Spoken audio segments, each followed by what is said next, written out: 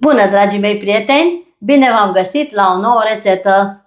Astăzi vreau să vă fac o deosebită prăjitură, și anume prăjitură nucos.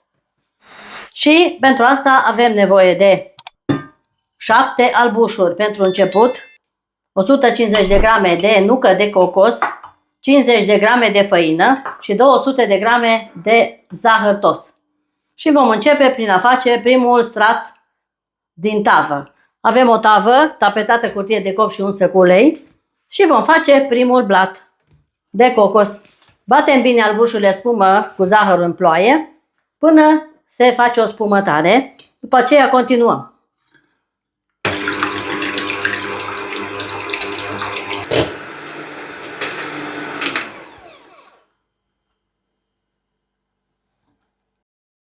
Punem și puțină sare.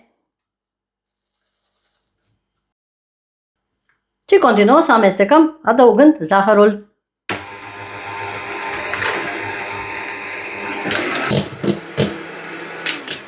Am bătut albușurile, arată cam așa. Acum, în aceste albușuri, vom pune făina, 50 de grame, pe care o vom cerne. Nu punem praf de copt.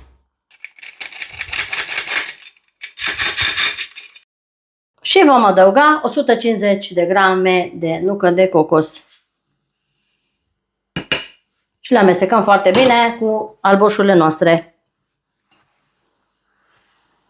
Ingredientele o să vi le las în descrierea filmului. Pentru primul blat, pentru al doilea blat și pentru cremă.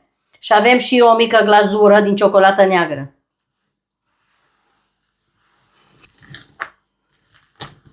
Am amestecat foarte bine cocosul cu albușurile și le voi goli în tavă. Tavă tapetată și unsă, bineînțeles. Și punem primul blat. Acum vom nivela foarte bine. Încingem cuptorul la 180 de grade Celsius. Punem deoparte blatul de cocos. Iar acum vom face al doilea blat din ouă întregi. Avem 4 ouă. O lingură mare de cacao, 5 linguri de zahăr și tot așa vreo 4 linguri de făină. Și acum batem albușurile foarte bine cu zahărul și puțină sare.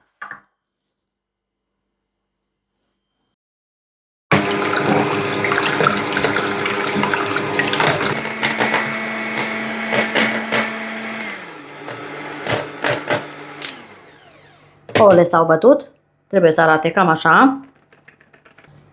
Și acum peste ouăle noastre vom pune făina și cacao.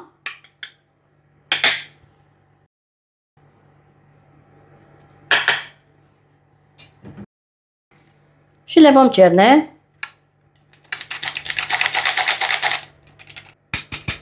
Am cernut făina și cacao și vom amesteca cu o spatulă.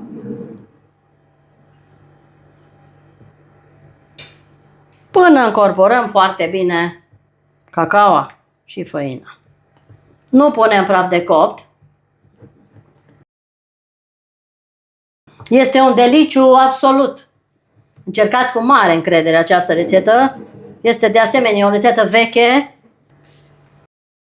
Vom turna această compoziție de cacao peste cea de cocos.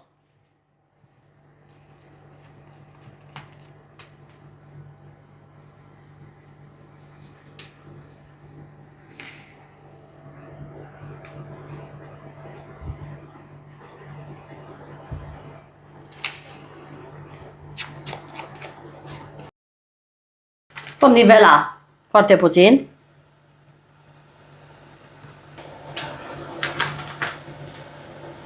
Și acestea sunt blaturile noastre împreună în tavă. Și acum le vom da la copt.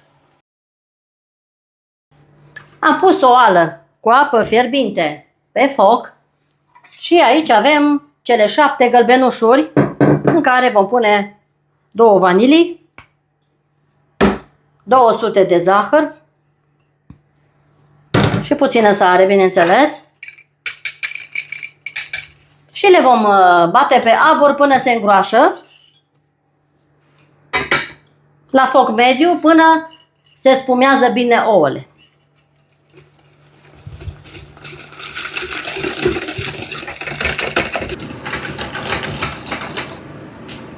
Crema noastră s-a bătut, arată genial. Acum cu grijă o luăm să nu ne ardem. Așa. Și așa arată minunata noastră cremă de ouă, de gălbenușuri, pe abur. Cea mai bună rețetă din toate timpurile. Avem nevoie de 150 de grame de unt la temperatura camerei. După ce se răcește crema, o vom mixa cu untul. Și avem o prăjitură, cea mai bună dintre toate prăjiturile.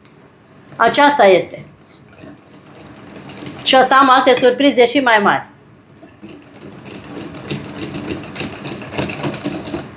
Acum trebuie foarte bine să se răcească și lăsăm și blatul să se răcească foarte bine. După care vom continua rețeta. Pe curând! Dragii mei, am scos blatul, l-am lăsat să se răcească complet. Așa arată blatul nostru. Cu cacao deasupra și de desubt, cu blatul de cocos. Acum vom amesteca cu mixerul crema noastră de ouă, în care vom adăuga rând pe rând unt. Punem o parte. Iar acum vom mixa până când omogenizăm untul. Crema trebuie să fie rece.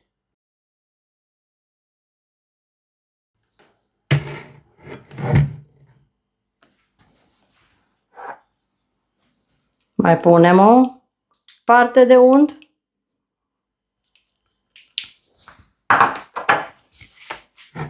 Și amestecăm foarte bine.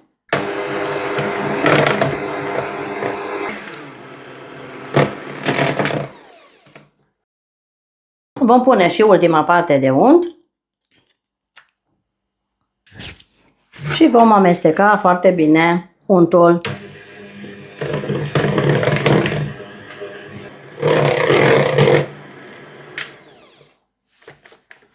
Crema noastră este gata. Așa arată crema. Excepțională, cea mai bună cremă. Se poate confirma. Super cremă. Foarte ușoară și foarte, foarte delicioasă. Acum vom umple prăjitura noastră. Punem pe un blat de lemn. Punem blatul nostru.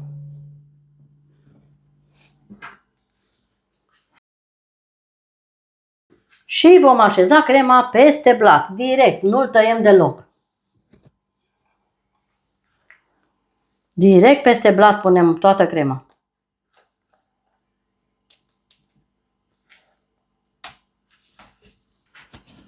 Acum vom nivela frumos peste tot.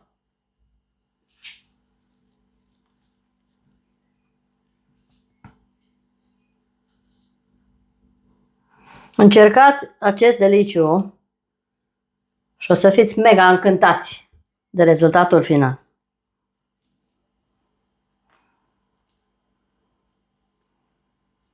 Și este o prăjitură destul de rapidă. Nu avem multe ingrediente. Se coace toată odată. 2 blaturi suprapuse merg la copt împreună. Unul cu cocos, unul cu cacao.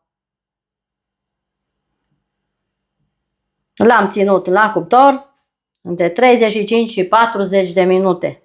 Până faceți testul cu scopitoarea și vedeți dacă este copt.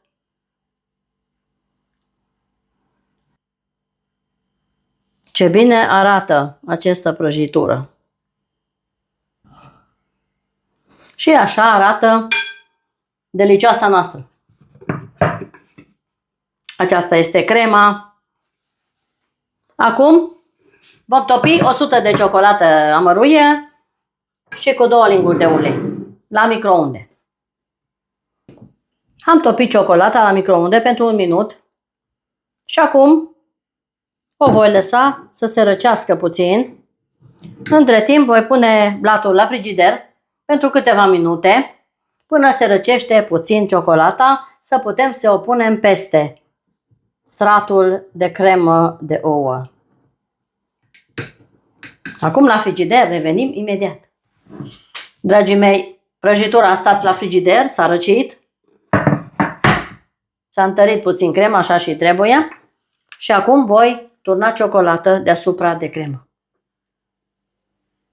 Și voi nivela. Punem toată ciocolata. Și chiar vă rog să încercați această mega delicioasă prăjitură. Acum o vom pune la rece pentru câteva ore. După aceea putem să o tăiem și să o servim. Acum deasupra vom presăra 2 linguri de nucă măcinată foarte fin și cu 3-4 linguri de nucă de cocos. Și vom pune deasupra.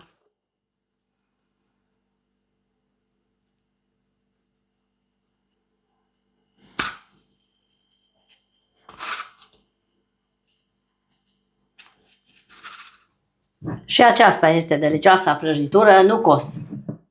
Dacă vă place rețeta mea, încercați cu mare încredere și o să revin și cu produsul final, să tai și o bucată, să vedeți și cum arată. Pe curând! Dragii mei, prăjitura asta la frigider. Așa arată. Este spectaculos de prezentabilă, să zic așa. Cu gust impecabil.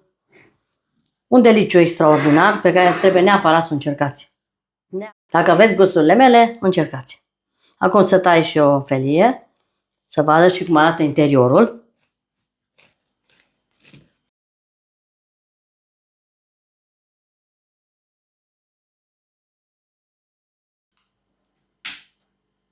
Deci așa arată.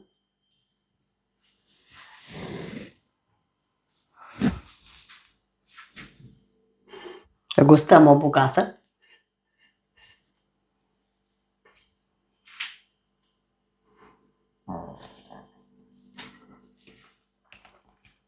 Excelentă! Dacă aveți gusturile mele, încercați. Vă mulțumesc frumos că ați fost cu mine alături până la finalul acestei rețete. Și până data viitoare, eu vă spun la revedere!